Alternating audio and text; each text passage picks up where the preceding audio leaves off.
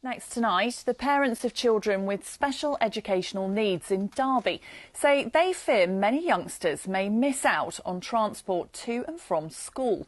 The City Council is reviewing its provision and has said travel by taxi or minibus will only be offered in exceptional circumstances. But the authority insists the changes aren't significant. Simon Hare reports. Come on, big boy. When Harry met Sally at the end of another school day. Harry, who's 7, is one of many children with special educational needs or disabilities in Derby that currently use a council-funded taxi or minibus to get to and from school.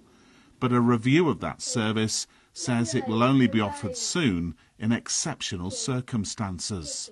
Potentially, I would imagine it would be about 2 or 3 buses in the morning to get him there and back to school for 9 o'clock. Our children have got enough challenges in their life.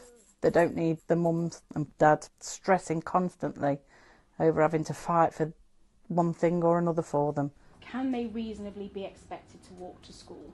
This not-for-profit support group has held meetings for parents, including Sally, to explain what changes the City Council is suggesting. There's a mixture at the moment of taxis and minibuses, but also some parents are paid a mileage allowance to be able to get their child to school.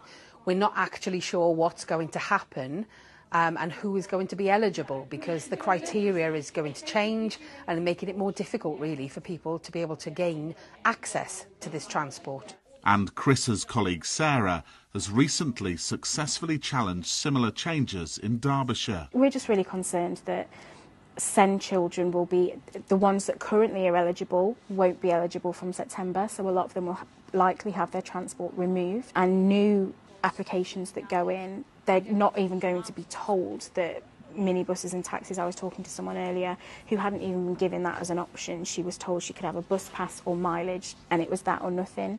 Derby City Council says while it was looking to encourage more independent travelling by students aged 16 and over, it wasn't planning any significant changes for children aged 5 to 16, and eligibility for support will be assessed on a case-by-case basis. But Sally still fears cost-cutting could affect her and Harry.